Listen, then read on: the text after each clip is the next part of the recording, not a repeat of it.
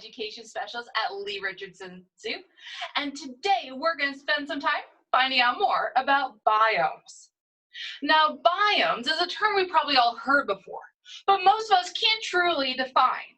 It's often confused with the word ecosystem, but these are two different terms, each unique and special. A biome is a special region of our planet. In this case, we identify a biome by two features. And a lot of times people want to say, okay, what animals live there? But when identifying a biome, we don't take into account what animals thrive in that region. Yes, animals will live there, but it's not the two key features we need to identify to figure out which biome we're talking about. To identify a biome, you need to first know what the weather conditions are like. Is it hot and dry all year long? Or does the area get lots and lots of rainfall? Or is it an area that experiences 4 true seasons? Spring, summer, fall, and winter. Once we know more about the weather conditions of the area, we can then look at what plants grow there. Not all plants can grow under the exact same conditions. Some plants need a consistent amount of water all year long. Some plants can grow perfectly fine where it's hot and dry. And these are the two features we need to know to identify a biome: weather conditions and what plants can grow under those conditions. We're going to meet some special animal guests today and find out more about the biomes they are from. Now, there's a variety of biomes on our planet that we might meet animals from today. We might meet animals from tundra, desert, forest, like a rainforest, deciduous forest, or a coniferous forest. Forests get really specialized because of all the different weather conditions forests can grow in. Grasslands, or even marine biomes. There are so many different amazing biomes on our planet. We won't be able to meet animals from all those different locations today, but we'll see what biomes we're exploring together as we meet our animal guests. Our first animal guest today is a desert tortoise. Now, the name of this animal tells us a lot about it. Desert for the biome where it's found, and tortoise for the type of animal that it is. Now, to a lot of folks, this animal might look like a turtle, but it's truly a tortoise. Turtles are found in areas where they have access to water every single day: a pond, a river, a stream, an ocean, a lake.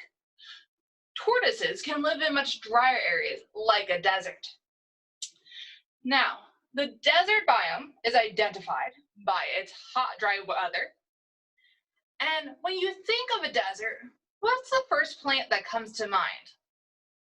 Usually something really prickly. If you're guessing cactus, you're right.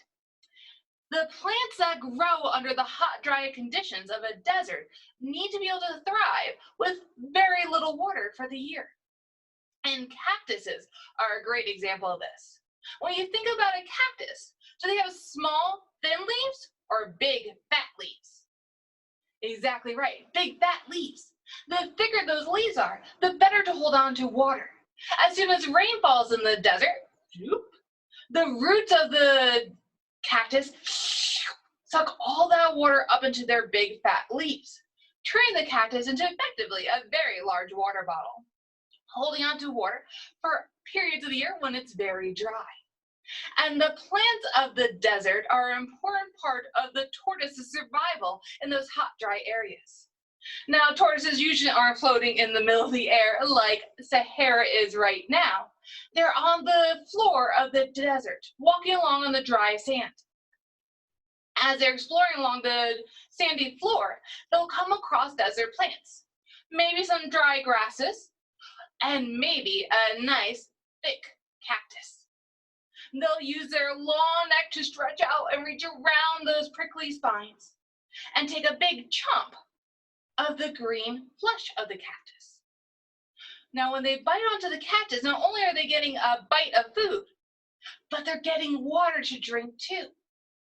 Perfect to help them survive in the hot, dry desert. Now, just like the plants of the desert have to have special features to help them survive under those hot, dry conditions, so does the desert tortoise.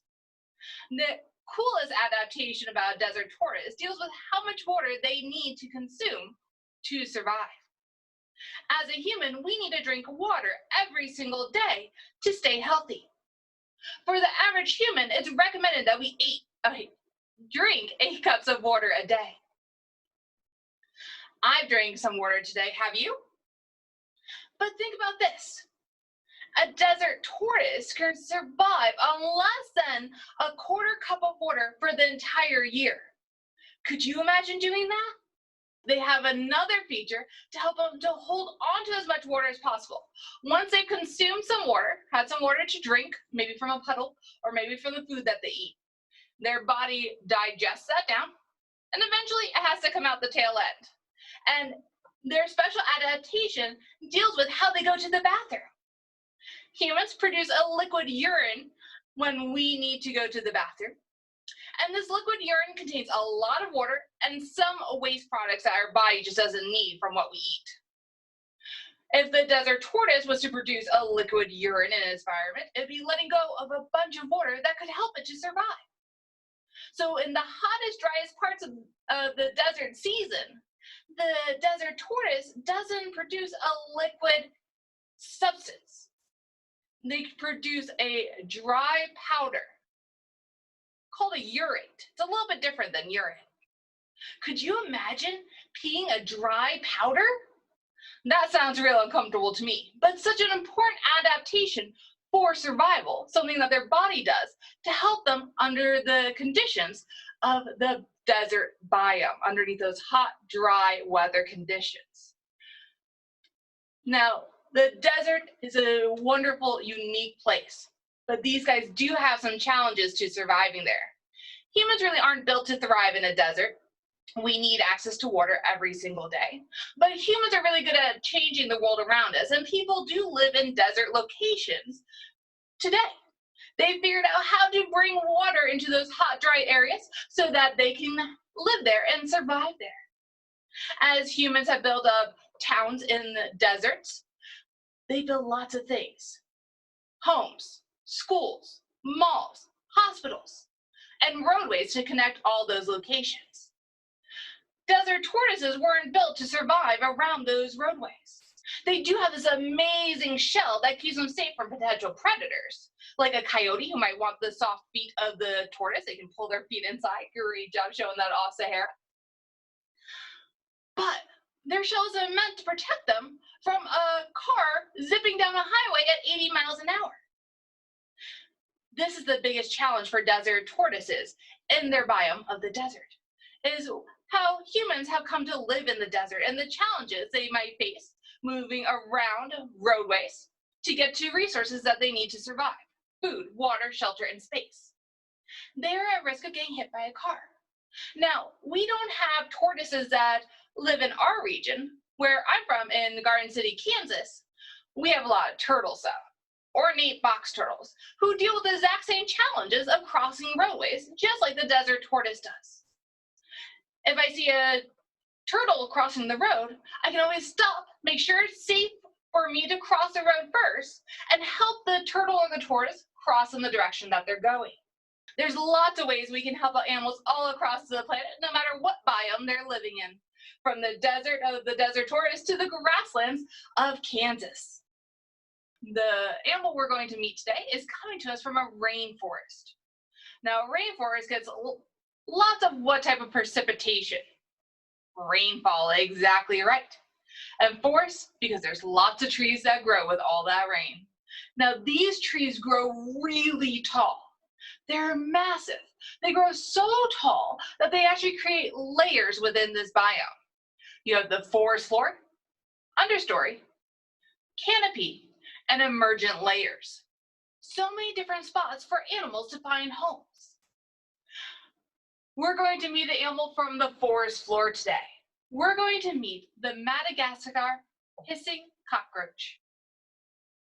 Small enough to fit in the palm of my hand, the cockroaches live at the forest floor, and their job is to eat things, to eat old rotting material. And that's a really important job. We call that role a decomposer. They take old rotting material, chew it up, digest it down, and poop it back out. Yep, I said it, poop. Poop is such an important part of the rainforest. It goes into the thin layer of soil and makes the soil rich and strong, helping the trees to grow big and strong with all that rainfall.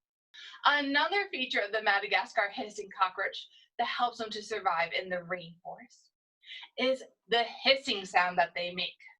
Now, that hissing sound is really important. Cockroaches don't have big sharp claws, long pointy teeth, nothing to keep them safe. But in the rainforest of Madagascar, a cockroach can make a delicious snack for lots of predators. And the cockroach doesn't want to get gobbled up. They want to survive another day to eat more fruit and leaves. So they have to find a way to scare away potential predators. As they spend their days on the forest floor, they're actually covered and hidden by the leaves that have fallen down to the forest floor as those leaves age out and new leaves replace them. This creates a covering. Now imagine an animal is moving through the rainforest. Moving along, making noise. The cockroach senses that this animal is coming. It seems bigger than the cockroach, so the cockroach might be a little bit nervous, doesn't want to get eaten. They know they can't be seen because they're covered by the leaves, they're in the shadow of the leaves, but they're going to try to scare away what's scaring them. They start making a hissing noise. Now, if you're exploring in a forest and you hear something but can't see it, and that noise you're hearing is what animal do you think it might be? A snake, exactly right. And this hopefully deters that potential predator from coming any closer. The predator probably recognizes the hissing of a snake and moves in the opposite direction, avoiding that potential scary sound to them, not realizing that it was actually a cockroach. Now, like we talked about, cockroaches aren't anything to be scared of. Cockroaches have really important jobs to do in nature. We might not want them in our home, but in nature, they're important decomposers, breaking down old rotting material, rotting logs, leaves, or fruit, and turning it into rich compost to go back into the soil, to make the soil strong for the trees to grow nice and big. Without strong soil, the trees wouldn't be able to grow so tall. There would be less shelter or habitat for other animals of the rainforest, and there might be less food too, if the trees aren't able to grow lots of fruit and leaves. We have a lot to say thank you for to our cockroach friends. Remember, out in nature, insects have many important jobs to do, and it's best just to leave them right where they are. We've gotten to meet some really cool animals today and find out more about the biomes where they live. Don't forget, humans are animals too, and you can always find out more about the biome where you live. Look in a book, use the computer with the help of an adult, and find out more about your local biome. Once you found out about the biome, experience it in person. Get outdoors and explore. Until next time, have a great day, and we'll see you guys real soon. Bye!